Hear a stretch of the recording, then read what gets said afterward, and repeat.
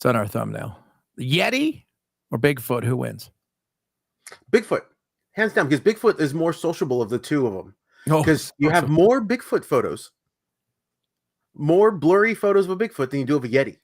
Although I feel like the Yeti's a killer because of the whole, was it the Dotloff Pass or whatever the hell that thing was? Remember that?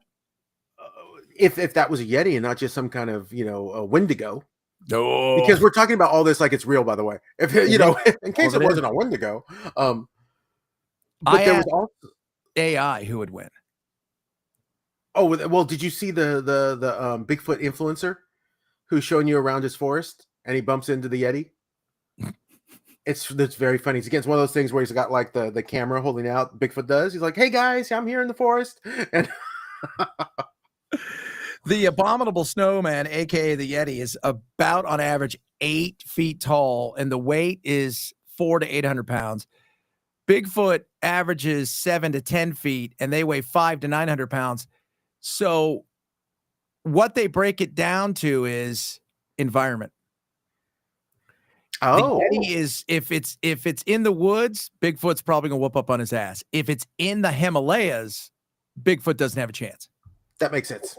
So we're gonna have we're gonna have to definitely figure this one out. And I brought that up today because I'm sitting there and I'm doing my radio show, one of my 85 that I do a day, and I was joking with the guys and I said that to me is more interesting than like the politics of the day. Like, oh, the big bill, who gives a shit about the big bill? It's big and it's gross and it's nasty and who knows what it'll look like. And there's a bunch of pork in there and a bunch of stuff that we shouldn't, that Americans, right or left, should be pissed off about. But, at that point in time, there's nothing you can do about it. It's gone. Don't you think, though, that us wanting to be pissed off is dwindling? The people that care about anything anymore is like, it's like, do I think the government's going to make the best choices ever to use my tax dollars? Probably not. Never. But it never has. No. So it's like, all of a sudden I'm going to be mad? I'm going to be mad at this one. Oh, you didn't do it this time when you've never done it. Yeah. Well, see, again, I don't care if you're not going to do it. I've always said this. Just don't blow smoke up my ass. That's it. Don't lie to me. When have they not? At what administration hasn't told you? It's, what it is? It's not the blowing smoke up the ass. It's the supporters that don't, if it's the tribal nature of like, if you say something where you're like, I can't criticize the fact that Palantir and Trump is creating a deep state that freaking blows everything away. The kind of crazy lunacy that makes the Patriot Act look like it's a joke. We can't have a question about like Peter Thiel is, Palantir, what Palantir does, right? Like all that stuff. Do you know that the CIA and their venture capital wing were the ones who invested in it along with Peter Thiel? I mean, the CIA has a venture capital arm. Do you realize that there's a document out there that shows that the government for years has been monitoring everything we do through any device that has a camera or a microphone in it? They've been doing it secretly. This comes out openly and everybody freaks. I still don't get it. No, they have been listening to us and recording. There is a place, I think it was in Colorado. It's a data center. It's the largest data center on Earth.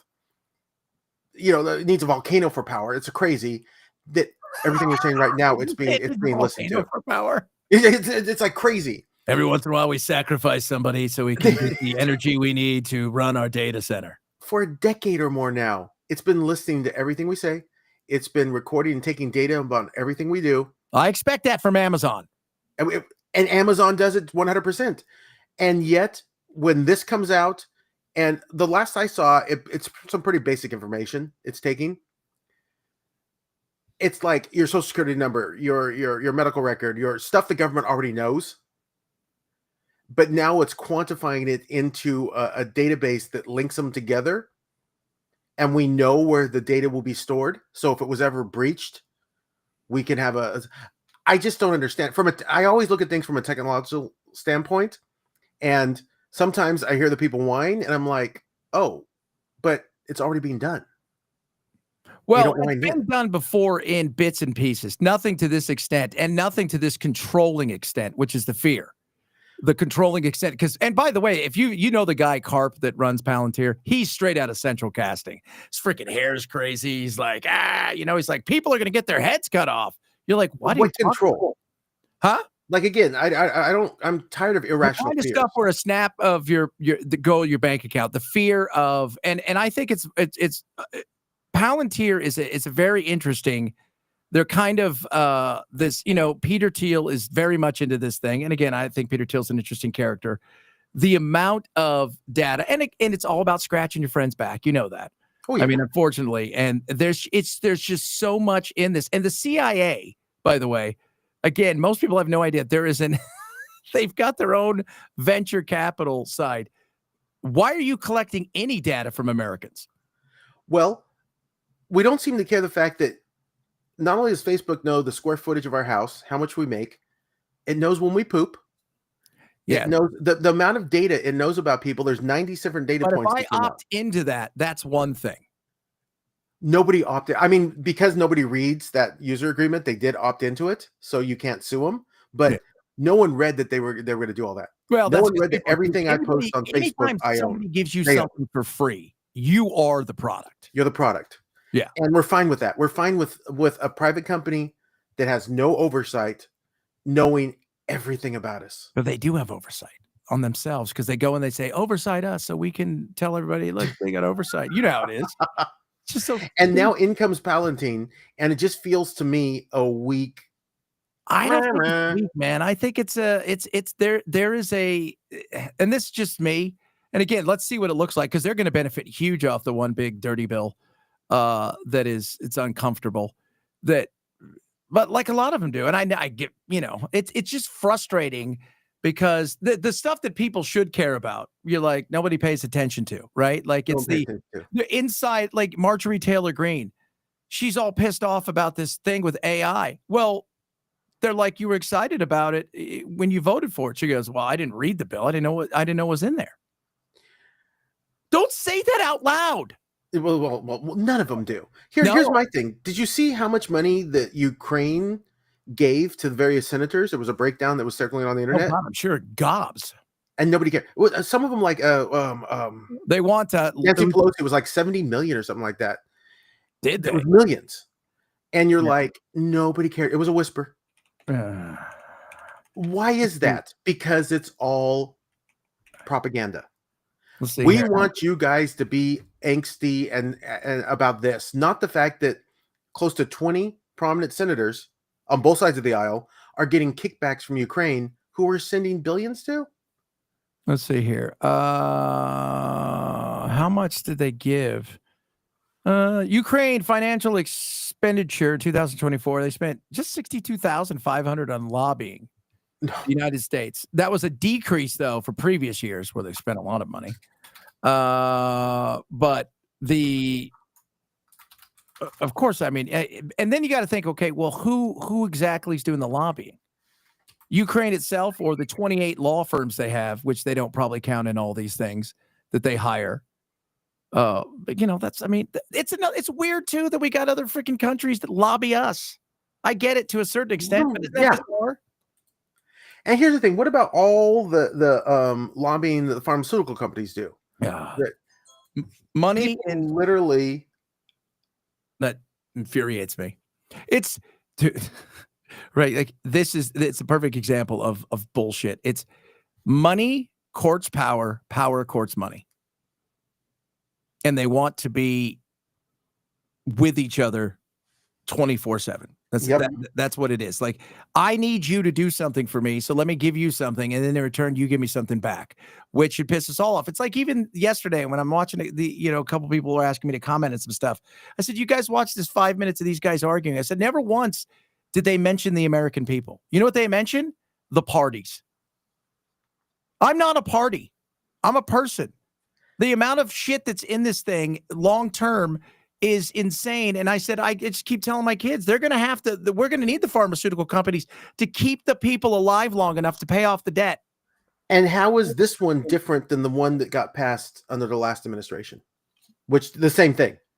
increased Right, our debts, exactly. increased Same our thing I stuff. bitched about last time. Bitched about, with Trump, the omnibus bill that he signed the first time said, I'm never signing one of these again. You're right. You signed one that's way bigger. And then today he comes out and he goes, I got a better idea. Let's just get rid of the debt ceiling altogether so we can spend as much as we want without having to be stopped. That's not good. Well, that's not a good idea. A governor off of a car. Who do we owe? Who do we owe? Who's our debt incurred to? A lot of foreign countries own our debt. We, some people here. I mean, there's a lot of foreign countries own our debt. I think let's see what the biggest country is that owns the debt. But it's so who comes collecting? I know. What are they going to repo us? All of a sudden you just gave up Rhode Island. We're taking Rhode Island. Hey, Rhode Island's like, wait, what? We're being towed away. Exactly.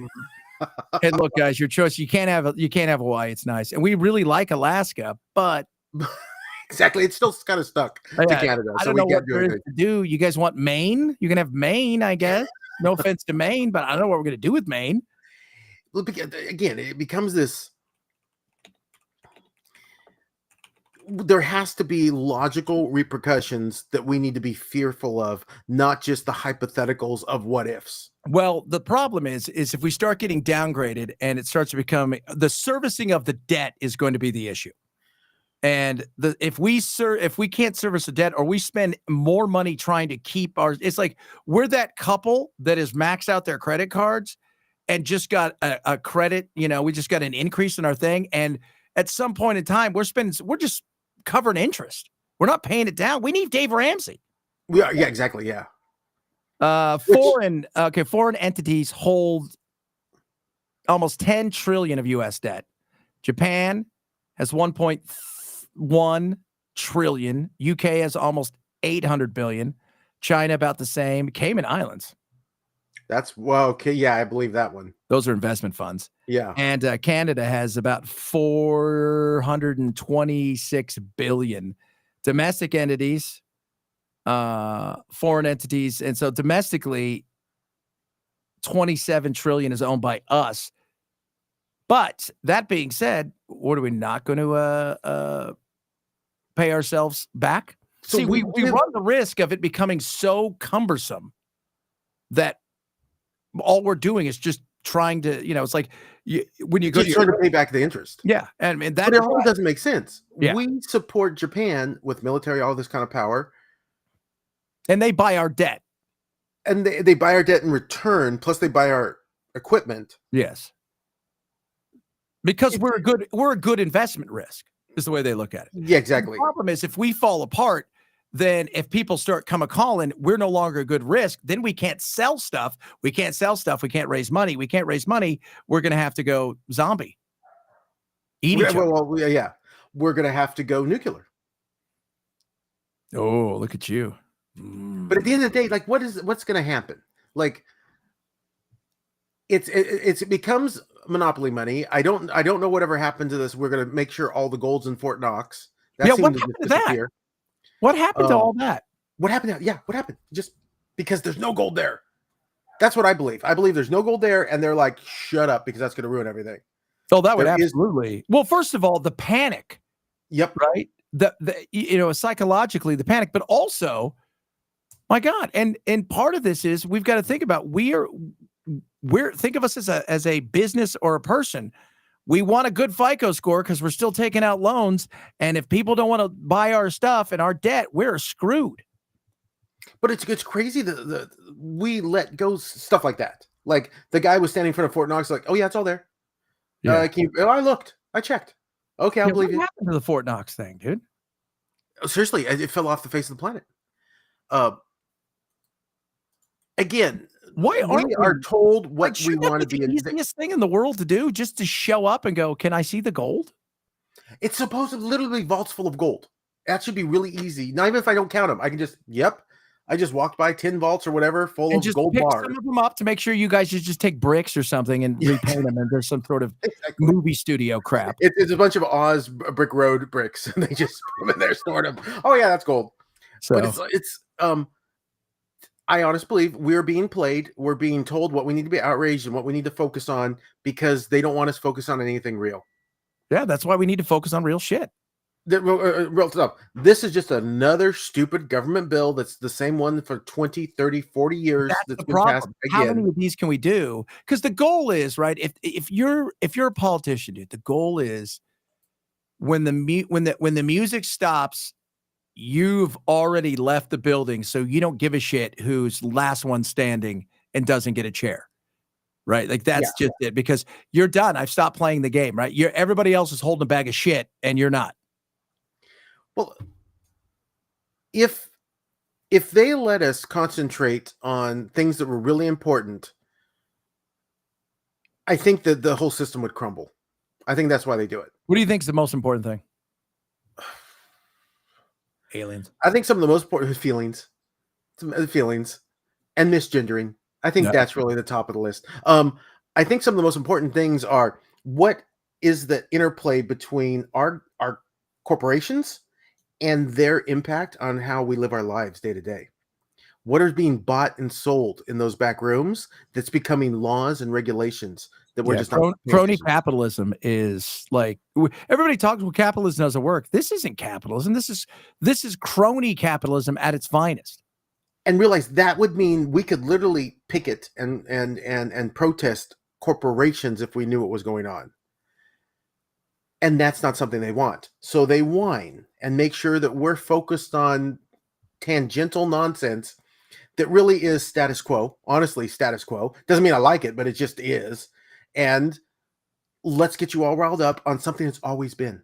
Yeah. But the problem is the always been is we've got to figure out how we stop it from being always been, because we stopped giving away so much money. It's somewhat healthy too. And I'm not even talking about us balancing the budget. Like, but we're spending an extra $300 billion in the military. And I thought to myself, how about you guys do an audit and pass an audit before we give you another $300 billion? Well, how think hard of is that? DOGE went in there and said, we need to just cut some people on Social Security that are dead or shouldn't be on there or different reasons, and all hell broke loose.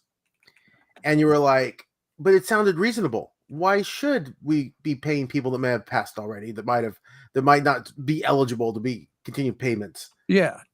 And the media just went up in arms. Oh, Elon Musk is stealing our money. It's like, that's weird. What are you trying to hide there? Because it sounds pretty reasonable. Let's look and see where in our largest expenditure, like military, Social Security is the second largest expenditure. What is being spent that shouldn't be spent? Let's see here. How many people there were people on the rolls, but how many people actually got paid off of that? Because being on the roll, there's another example of like how old the system is and how antiquated. I feel like it's a Dewey Decimal System in some of these. Abacus. Yeah, like they've got the beads going back and forth, figuring out and you're like, that to me is more important because that's where our largest expenditure is, second largest. Then the military. 40 million in erroneous payments to deceased beneficiaries, which isn't a ton, but I mean, when you think of it, I mean, it's still a lot. It's a lot to you and I. It's not like I have 40 million sitting around, but it's not a massive thing, but it's frustrating. It's all stuff that should be a symptom of a malignancy. Yeah. If I had a spot on my lung, that's not that big and we can take care of it if we take care of it. If we just continue to let it spread and continue to go and become worse and worse, this is going to get out of control. Yeah. And that's the problem. Is $40 million in the grand scheme of thing in the American economy that much? No. Is there a process put in place that allows that much? And is that process so broken that we're going to see this grow over the years from 40 million to 400 million to continue going because the inherent process is wrong? Although, that one guy that was running a lot of this, who he said, I was surprised at how actually efficient government was. It's just poorly designed in the way that they handle stuff, and they send, they're way more efficient than people thought. A lot of these DOGE guys are saying the same thing. It's a lot more efficient. The problem is it's stupid shit we spend money on. You could be efficient and stupid. And I it's make funny my how payments all the time to Domino's Pizza, even though I don't get a pizza. yeah, exactly. They whined when this bill happened, and it has stupid things to spend money on. But when DOGE was pointing out stupid things to spend money on, they vilified DOGE. Yeah. So how does that work? If we're spending stupid things, we should be trying to cut all the ignorant spending across the board. But I guess only if it's the bill Trump supports is the one we need to Well, worry but about. here's the problem: is they didn't cut any of it. That's the thing. They actually added to it, which is why he's so pissed off, because I think he feels he got played. That I tried to do all this stuff, and it was always going to fall apart. Look, I like Elon, and Trump, but it's Godzilla and King Kong can't be in the same room without at some point in time them squaring off. Well, also, you know what? Nobody was behind him. They're lone rangers, and you need more. You need all of Congress to get behind it and say we're going to make these cuts, and make them permanent. Uh, and congressmen and senators are too worried about reelection. Yeah. They're too worried about their constituency going, because the Democrats and the media are going to do that one grandma that lost a check. Oh, she's going to be the one they roll out there. They're going to roll her out. Yeah. And it's going to be the story of the year on Time Magazine, on everywhere. It's going to be the one edge case. They're not going to talk about the 99%. They're talking about one edge case. Oh yeah, because it's like anything. What was it? Was it Stalin that said that the death of one is a tragedy, the death of a million is a statistic? Exactly. There's nothing in there. You got to paint a picture. And they want to make sure the Everybody in picture's the wrong. Olympics, when they do these Olympic things and they show the runner from wherever or the swimmer, everybody from the Olympics has that story, but you go and you pick out one person and you make it, because it tugs at the heartstrings, because at the end of the day, it's easier to scare people and use emotion than it is to change their mind or get them to see straight. And the sad thing is, fear is a great driver of running past what you should really pay attention to. Yeah. And I think that's what they use. Well, fear. Well, like I said, it's easier to scare people, right? In Hollywood, it's not. Like making a good horror movie. Hey, you saw the movie Sinners. Did you like it? It was good. It's kind of a horror movie. It kind of isn't. What do you mean? But I like horror movies. I like legit horror movies. Like, they're scary. Yeah. This is more a story. Is it like an action horror movie? A little bit, because it's kind of like a fighting vampire thing. But it's good. I liked it. It was good, but it wasn't a horror movie. Yeah, it wasn't. And yeah, I mean, they're vampires, that I know, but outside of that, yeah. And there were Irish vampires singing little Irish tunes, and that was kind of fun and kind of goofy in a horror movie, that it was this whole musical thing, like almost like it's like a speakeasy just after the war, right? But there was a point when I felt like it was what was that? Oh, it was the song about the college girls that were singing, and they were going to the sing off. Oh, shit! I know that movie, Perfect Pitch or whatever it was. Yeah, something like that. Perfect Pitch, something. At one of it was like, why are you guys competing your songs? Like, this feels kind of odd. It was kind of cool, kind of weird, but like, I'm in a horror movie and you guys are having a sing off. No way. Are you serious? Yeah, when you see it, you'll understand it. Yeah, and it just was weird. It's just like, I'm not scared of that. Singing vampires don't scare me, unless there was some weird song they were singing, like singing vampires. Yeah, like Tiptoe Through the Tulips, which was from Insidious. Yes, that was I don't know, that was creepy to hear that being sung. That is hilarious. But this one was kind of like, you're singing kind of old Irish tunes, or singing, it's a jaunty tune before I try to rip your head off. Exactly, jazz stuff. Like, okay, I don't know. Oh my God, Paul! And dance scenes in the horror movie, it just doesn't get me. I'm just like, I'm not horrified by this. No. But overall, it's a good movie. It's a good movie. Yeah, it's funny because I did a thing with Jason Whitlock, who's used to be a sports guy. Now he does stuff with the Blaze and stuff like that. And he's very, like, he and I did this thing, we were talking about it, and he's like, Sinners is the most racist movie I've ever seen. And I'm like, you know what? He goes, even more racist than, what did he say? I think it was Birth of a Nation.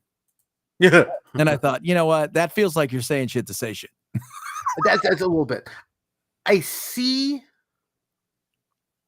kind of the angle for racism, because it was very much, the black people have this magical culture that white people are trying to destroy. but that's reading a lot into it. I'm Yeah, not sure it was really I that feel deep. like you got to bend over backwards, upside down, tie yourself in a pretzel to get to, it's like that's the woke right, they call it, where they're trying to, well, it's, I'm like, you're looking for something that's not. It's like people who are microaggressed. You're looking for something that's not there. You're looking for, Hey, at the end of the day, it's vampires. yeah, It's people, and it was a cool angle. A jazz club in a segregated South fighting vampires was a cool angle. yeah, nothing's wrong with that. Yeah, that's a cool. I'm like, that's different. I like this. Yeah. So when people try either side, like you said, it's woke rights is just the same. Sometimes is they're looking for ways to vilify something. Yeah, I was watching because I'm looking at all the trailers. I'm like, oh, what's cool movies coming out? And obviously Megan 2 looks awesome. Megan 2 looks like it's very comedic. Very comedic. So, which I think is awesome, because when she's arguing, when the lady who is who runs everything and started it, and she's telling Megan, like, you remember, Megan, you feel bad about all the people you killed before, right? Right, Megan? Right? And then she puts her finger up to her lips and goes, shh, shh, shh. Like, no, I don't actually. My only thing is I have to protect Katie. Which I think it looks good. I want to, the first Megan was great. That girl, the actress that actually did it, she was showing at the HorrorCon how she does that dance to get people to do that weird. No, that thing was so dance. That's creepy dance. If I see a robot doing that dance, I'm running. Well, waddling, but still. How close? You know what? We were talking about, like, Japan is trying this with the elderly, because, well, they need, like, Japan and Korea need it. Like, their birth above replacement level is, like, Korea isn't going to exist in an hour, is the way I feel, because they're like 0.6. You can't have 0.6 and survive as a nation. You can't. They showed in more of a rural community in Japan, a school that was built for, say, a few hundred kids has 3. Yeah. Well, they're trying to give property away to people. Like, and you're like, parts of Europe. Yeah, like, you come here. You just can't do that. You can't expect, those 3 kids now have to take on the work and the responsibility of supporting the hundreds. A country. Yeah. Yeah, you can't do that. No, you can't. And that's that's why they were looking at how are they going to work with robots? Because they've been trying it for the last couple of years, especially with the elderly, because that's going to be the place, right? Like, if you're an older person, and because we treat our older people so well. It's like, how many of you are watching going, I've never been to freaking, my grandma's in their home, I've never been there, because it's depressing. But having an elderly person who, as you get older, and if you don't have that group to replace it, and you've got a robot that can take care of, or at least interact with, to give somebody that something, that's a big deal. Oh, well, it gives them that, because they give them little personalities, they make them cute. They're little robots. And it turns it, because the study was they're less lonely. Yeah. Because the old people get really lonely. Well, there's a thing that's talking and walking and being cutesy, it makes life better, because people can't be that isolated. No. Without a robot. And then if you can just start to download certain memories of family and stuff like that into it, so it can interact in a way where it can listen to grandma's, stories for the 100th time and not be worried about that. This feels like a movie we should do, Paul. Well, they tested AI on emotional IQ, and it scores higher than the average human. So it understands emotions and that kind of thing better than most people do. And it's just going to get better. So if you have a robot that literally the grandma's blabbering on about in 1842 when she had to milk the cow and how her dad was mad at her, a story that no one wants to hear, the robot will listen to it attentively. All the time. All the time. Oh, tell me more about that. Even if she told the same story, yesterday. Yeah, see? And when we have a dwindling population, and we have a longer lifespan, and we have people, because of medicine, who are going to live longer in situations where they're going to be isolated. They're going to be with, I remember going to see my grandmother. I was talking about today, my great grandmother, she had like 3 roommates in the places she was over time, because they died. And I would go in. There was one lady in there. Nobody ever came to see her. She just sat there like in a daze. And I thought, my God, what a fucking horrible way to go. Horrible. This idea of longevity, just no matter what, I never understood. No. It's you want to have a good long life if you're having a good life.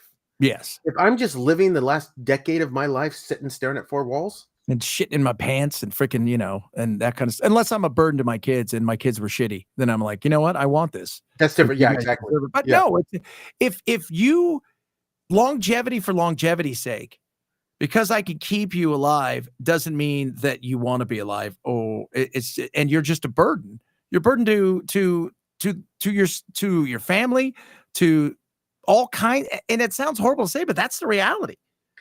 It's the Viking out. Vikings wouldn't be burdens. They got on their boats to go fight the world snake. Yeah, and basically they were just sailed off to. And same thing with honor. With the First Nation Native Americans. What did they do? They would go off into the woods, and they were kept at a respect level. They weren't kept pooping their pants and doing all that stuff. They're like, okay, you know what? I'm going off to fight the last grand wolf or whatever, and the giant huge wolf monkey. But that's the story you could tell of them, not the story of them, can't remember their name, pooping their pants, and vomiting on your shoes. Yeah, but luckily for us, we're going to keep you alive forever, Grandma. Exactly. What do you think of those apples that are apples? Grandma? Oh, my goodness. Hey, man, I tell you what, I'm sitting there today, like freaking trying to do like my show, and I'm sitting there going, like, what do I want to talk about? I'm like, we talked, you know what we ended up doing, like half my local show, we talked about like horrible 80s, 70s and 80s television. Cause I'm like, that's more to me, more entertaining. We were like, okay, what would it really cost for the $6 million man in today's dollar? What's inflation make him? Probably billions to make Steve Rogers that again. But that show to recreate now would probably cost $6 million.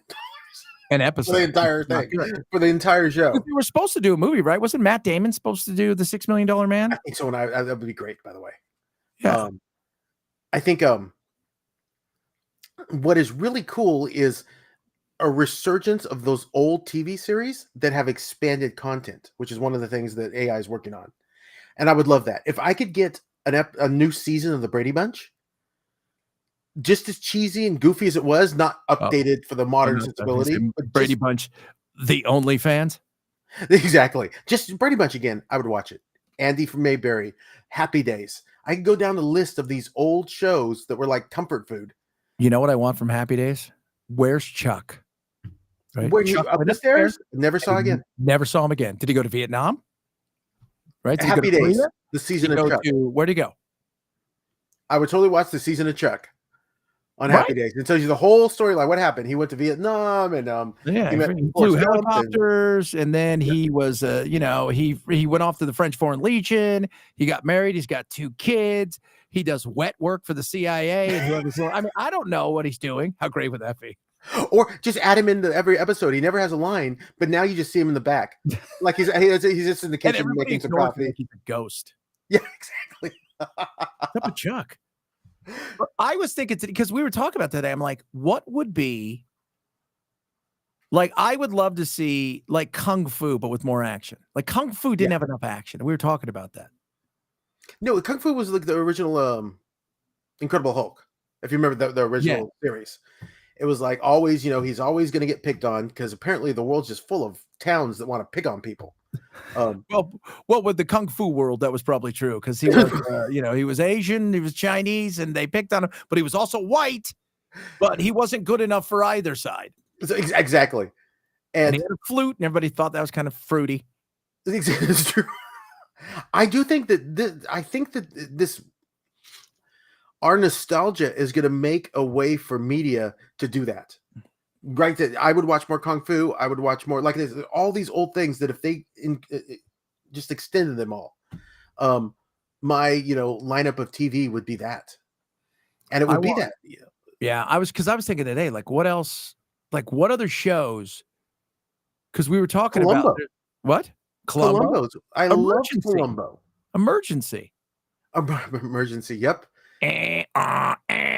And Yep. no matter what they did, right? The kid he sprained his ankle riding his bike, and they're like, we gotta shock him. You're like, what? Yep. If they weren't shocking him, they were trying to do a trach, and they never had any of the equipment. They always had to do it with a pen. They always, exactly, guys. Anybody got a ballpoint? You have to do it all the time. Just carry the equipment with you because you know you're gonna have to do this at some point. Apparently, this is the thing. Do you know that when that show came out, I think there was only 1 or 2 departments in the nation that had, part of the reason they did that show, that they didn't have paramedics, and that made it so it was a massive growth of the paramedic world because of that. That was kind of an experiment. It's interesting. Yeah, the original Rescue 911s, original Unsolved Mysteries, all these shows I loved. You could update them. You could totally update. Well, Unsolved Mysteries find out what happened to the mysteries, because we would get the mystery and then we never find out again. We never. And it's like, what, 30, 40 years later, and some of these Unsolved Mysteries, are they still unsolved? Did they get solved? Did we finally find the killer or the whatever? But there was something cool about Robert Stack too, if we're talking about that, because just the music and his voice was creepy. Yeah, and he's always wearing a trench coat. You're like, always wearing a trench coat, and he could be talking about the unsolved mystery of how Santa got so many presents to those kids, and it's scary. Yeah, it is. You're like, oh, that music in your voice. That would be, see, to me, way more entertaining than politics.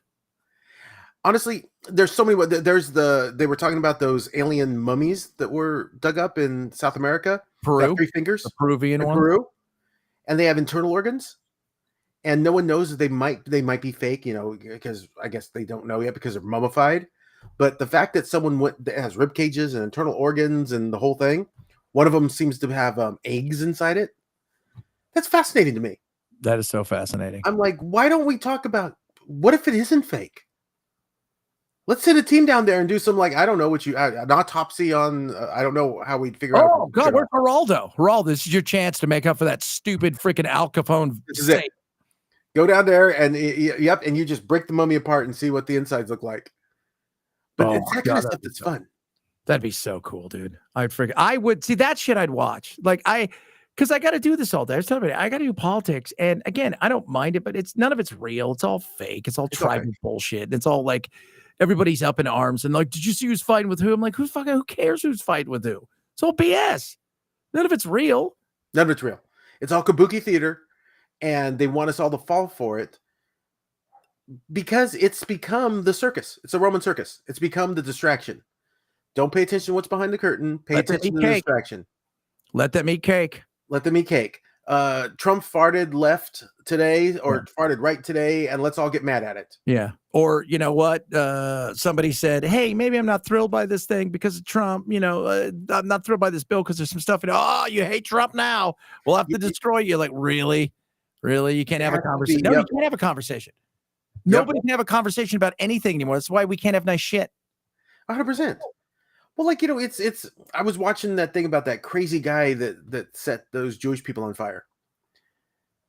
And was it San Francisco? No, where was it? San Francisco? Colorado. Oh, Colorado. Same place. And and you're like, this is what our world's turned into.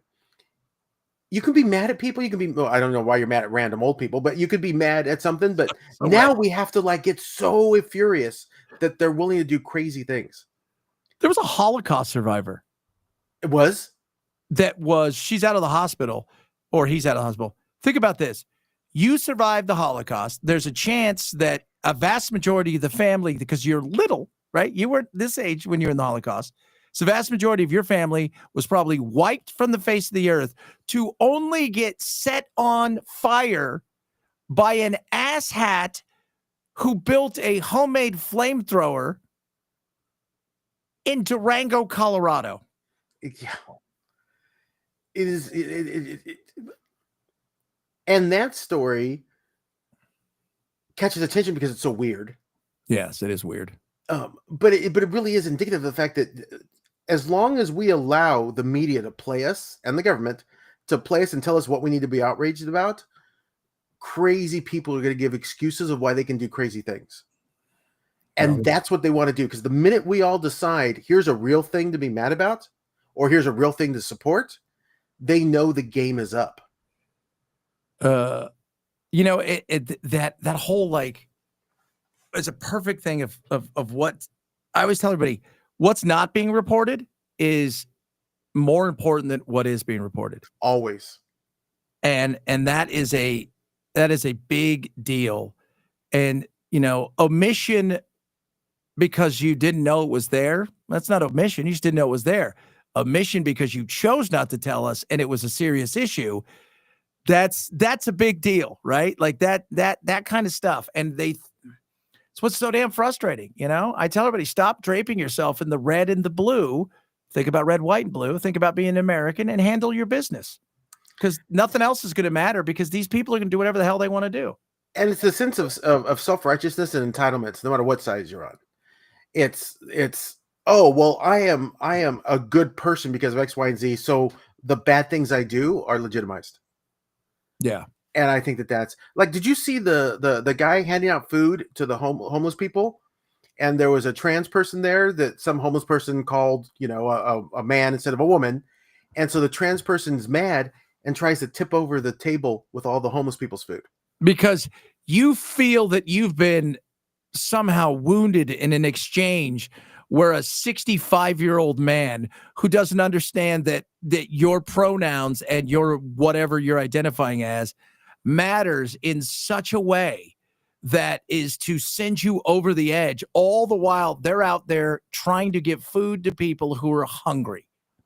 Homeless people. Yes. You as a trans person didn't look homeless, it didn't look hungry, that looked probably makes decent money, living in their life, thinks that your misgendering emotion is more important than feeding a line of people that are homeless. It's disgusting. Yeah. It's that self-centered self-righteousness that's like, oh, I'm righteous in doing this because I'm on the side of the good somehow. Yeah. Oh, well, that's just it. It's like, because the funny thing is the politics of it all, whether it's red or blue, everybody's in the same thing. Your identity now it's your MAGA, your resistance, your that's why you can't have nice shit. Yeah. It's like today, I was even joking around there. So, my afternoon station is much more conservative. And we're, I was joking about the Harvey milk. They got rid of the Harvey and everybody's like, good, they did. I'm like, honestly, did any of you even know? First of all, 90% of you have no idea who the fuck Harvey milk is. Secondly, the other 90% of you didn't, or 99% of you, including myself, didn't even know they named a ship after him. I do remember when they did, and I did think it was funny because I do agree. Our military ship should be named after, I don't know, or name Genghis Khan or something. Genghis Khan. Yeah, it should be like some horrible, like some warrior, Conqueror. Yeah, the Conqueror or something. I do believe our battleships should need to be named badass names. It's not even a battleship; it's a refueling ship. Well, that makes sense. Yeah, got a lot of lube on it. I know what you're talking about. It's not even like, I'm glad they did that. I'm like, who's that for? Like, why'd you wait to Pride? Why didn't you do it on May 12th? That was Harvey Milk Day, apparently. Oh, that's funny. Well, again, we're doing symbolic movements, just like everybody else did. The left did symbolic movements by doing that in the first place. It's all there's no reason to name any military vehicle milk. No, milk. Or anything. There's no reason to name it milk. Like you said, call it something horrible. Yeah, the death dealer, nut kicker. Yeah, death dealer, the scourge of the seas, or scourge of the sea, which I totally like. Because imagine it. What do you serve on? I serve on the scourge of the seas. That's cool. Matey, I serve on a thing named after milk. Well, yeah, but you also like, what'd you do? So you on a battleship? You on a sub? What are you on? I refuel. I refuel. What? I refuel. Like, what do you mean you refuel? Well, like people have, they're out there and I go out and they're like, here's some gas. It's like I work at a gas station, but it's on the ocean. The guys that are fighting, they're at the front lines. Well, they get there because I give them full fuel. Yeah. So if it wasn't for me, we couldn't keep this war of attrition up. We couldn't keep this war going. I'm very important. If it wasn't for me, I couldn't make sure these boats get to the places they need to kill the people that we don't care about. Exactly. You're welcome. Well, dude, I was just watching a thing about how many experimental weapons we're trying out in Ukraine, which is kind of cool, by the way. It's like drones and all kinds of stuff, and it's become a playground for the military to test things out. Yeah, that's what And I'm like, that totally makes sense.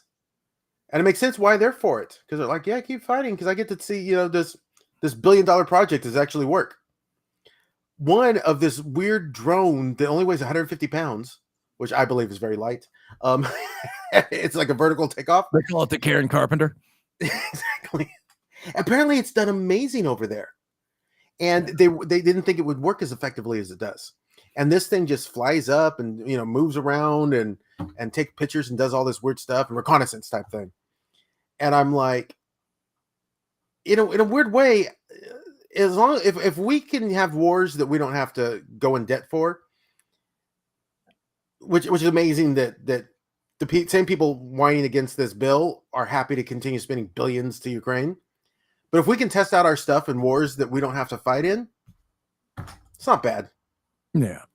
Well, I mean, it keeps Americans safe. To do it, right? Yeah. I mean, that's always the big thing. If somebody else has to go and die, we're okay with that. As long as it's not our people. Yeah, exactly. And everybody says we're sending billions. We're not sending billions. You know what we're doing? We're telling the Halliburtons of the world and all of these industrial complex military folks, hey, we gave you an unlimited credit card. They need more stuff. Swipe it. And those people go, we got you. And then what do? They get those people reelected again. Well, it's also, I know there's a person that we work with. They have Israel has a contract for helicopter blades. The helicopter blades, though, it's a government contract. So I guess we gave them money to make helicopters. The blades have to be made in Huntington Beach and then shipped back to Israel. It's just a giant game. It's a game. Yeah. And who's like, what did Ukraine say? Hey, guys, when this is all said and done, all those same people that are spending money blowing shit up, guess what? They're also contractors. Who do you think's rebuilding all of Ukraine? All of Ukraine, all of Gaza, all of everything. It's going to be our people mostly. Yeah, of course. Because they're the ones that are going to come in there and rebuild it, and they're going to be malls and playgrounds, and it'll be a very nice place, like Japan. Yeah, exactly. If you go to Nagasaki or Hiroshima now, they're vacation spots. They weren't for those 2 days. They weren't. The 2 days they weren't good. But now, now they're all built up and they're nice, and You ever see that guy? You ever read about that guy that was both of them? He was at both of them. Talk about well, I guess lucky because he lived to tell about it. Yeah, I mean that was insane. If you guys don't know, that dude went. He happened to be at Hiroshima the first day, and then he went to Nagasaki like a week later, and it's like all over again. And people are like, "Don't come to our town anymore, dude." Exactly. They just put him on an island by himself. Just like, I gotta go, guys. I gotta get to Tokyo in an hour. Like, no. It's like, who was that guy that was shot by lightning multiple times or struck? It wasn't shot. Flash, not the Flash. Did he get it? How did the Flash? Lightning didn't target him. How did the Flash become the Flash? I was never really a Flash guy. Chemical in the lab. Lightning struck the chemicals.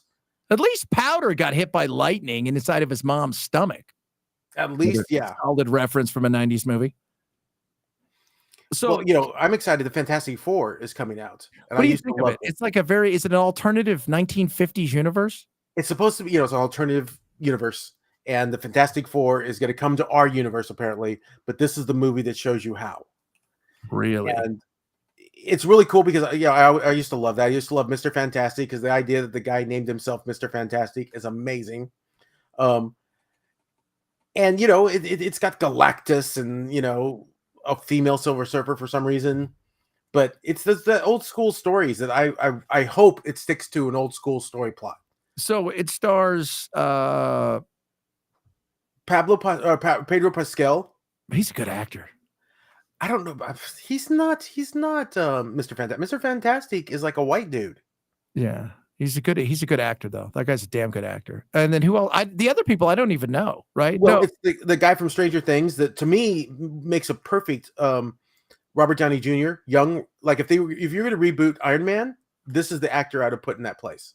He feels like Iron Man, but he's playing Johnny Storm. And here's my geek shining. And then you got Sue Storm. Whenever I see Sue Storm, the only thing that comes to my mind is Jessica Alba. Jessica Alba, which again, Sue Storm was a blonde, so but still she was hot. We're like, but then in Marvel Rivals, the video game, that really revived Sue Storm. They made Sue Storm a really good Sue Storm, And people are like, oh, you should make more of that. Do you think this is going to be decent? Is going to do decent money? I think it is. I think, well, as long as it sticks to, at the end of the day, it was a story about that family that came together to save the world, almost like the Incredibles. And if you stick to that little storyline, I think it's cute and it's good, and it's going to be a fun action flick. With what Galactus, do you think of Superman? I think Superman, my judgment's out, because you're like, you brought in Crypto, the dog, so that's a giant plus, and it shows you're not taking it too seriously.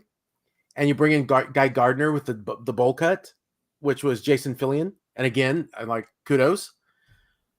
But is it too many monsters?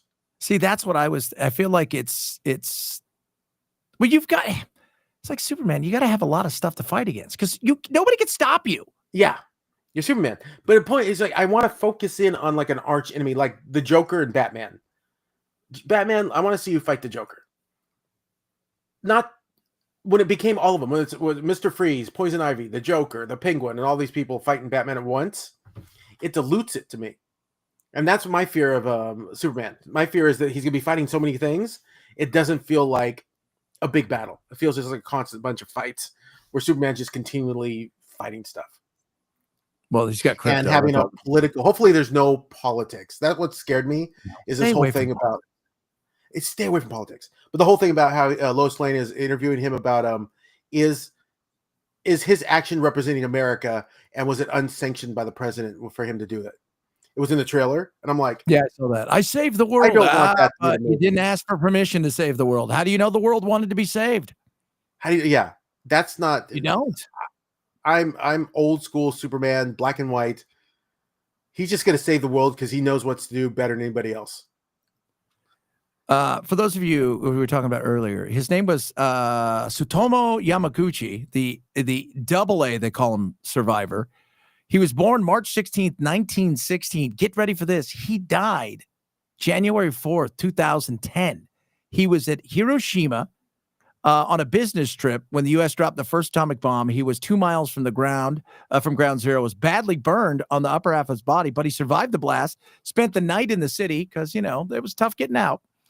Then he returned to Nagasaki the next day on August 9th. He was telling his employer about what had happened when the second atomic bomb was dropped, this time on his own city. Incredibly, he survived again, suffering further injuries, but lived a long life afterwards and became an outspoken advocate for nuclear disarmament, which I would understand. Like, look, guys, I've been there. You have not. So I'm sure every morning he looked up. He just watched. Is anything? He didn't get any superpowers. That's what they said. I was looking. So they say.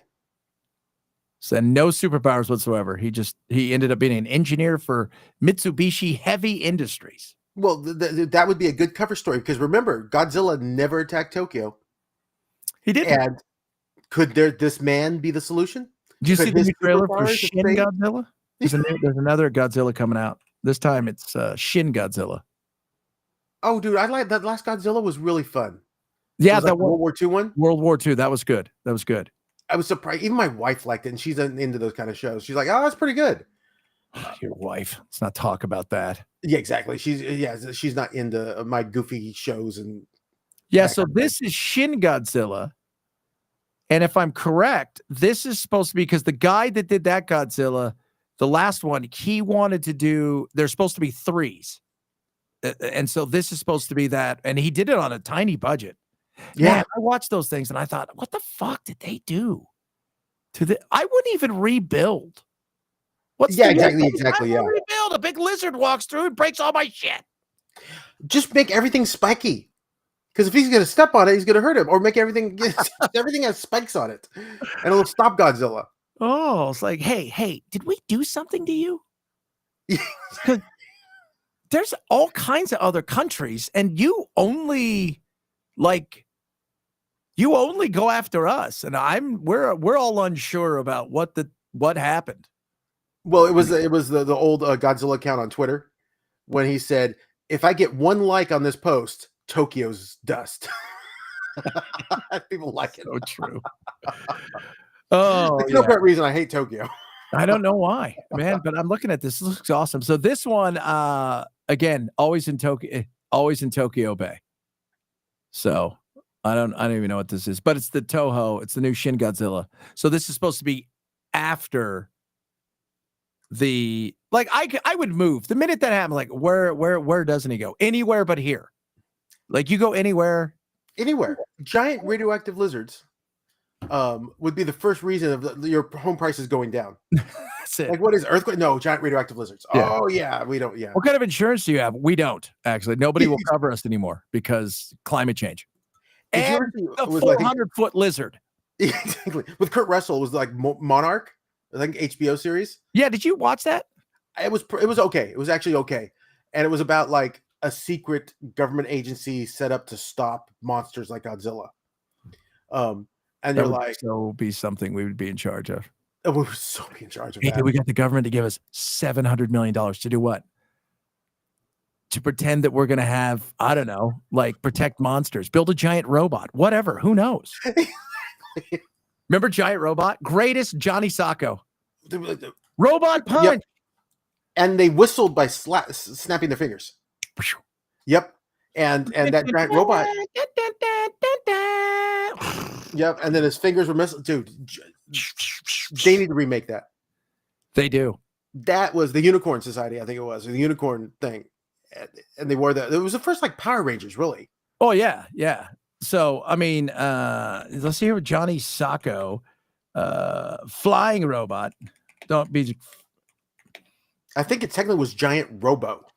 Yeah. So, Johnny Sacco, flying robot. You know, the lady that voiced him it was a lady that voiced Johnny Sacco, a young lady. Oh, that's funny. So, back in the day, let's see here. He has missile fingers, cultural impact was Gargoyle Gang was the bad guys. The Gargoyle Gang. Oh, yep. Remember that guy, the one he could take it and he could throw his fingernails and it would explode? Man, that was great. Yep. It was great. And because he spoke into the watch, you're like, well, now we got to get this kid's got to be in our team because he spoke into the watch. Japan was obsessed with giant creatures and monsters and robots. Mm-hmm. And they're a small island nation. And they were obsessed with gigantic things, everything from Robotech to it started early. Godzilla's. I always thought that was psychologically interesting. They're always, something's about to destroy them. And that's everything giant. Based on nuclear. Because remember what started Giant Robot? What started him off was a nuclear blast. Yeah. And the same thing with how did we get Godzilla, essentially, was a nuclear blast. So they kind of like said, hey, we're going to blame America for everything. Kind of got into this, yeah. Oh, the nukes. Oh, you got the giant lizards now. 26 episodes. We saw the movie, but the movie, there's like 40 bazillion monsters we never saw. Yeah. Because they only did, remember my favorite, worst of the stupid monsters was the ball that had the little arms that came out of it and just bounced around like when you were a kid, Was that the smog monster? Remember when Godzilla fought the smog monster? The smog monster. And yeah, I mean, that's a big monster. He just made a smog. Yeah, smog monsters. Like, how do I fight this? Well, you don't actually. You don't. Yeah. You just tell people to stay. Yeah. Maybe you guys turn the air on and keep your windows closed. That's it. That's kind of how you do that one. Oh, tomorrow we'll probably talk not about politics because why should we? We have more fun stuff. Follow along across all of us. We're gonna bounce on out here. It's been an hour. Anything to say to the people before you leave? Tell everybody to no, watch more old films. Mm-hmm, mm-hmm. What's one horror movie people should watch right now? Either Grave Encounters, if you want a good old found footage one. It's one of the best, and most people don't know about it. And then the other one is always The Haunting, the original black and white one. Yeah, that's creepy. Everybody needs to watch that. And go into it thinking the black and white is part of the atmosphere. It is fun. So that's my takes. If you're ever gonna want a good horror movie, one is cheesy but fun, and the other is actually scary. Still, I think The Haunting still is creepy. I like it. So you guys have a good one.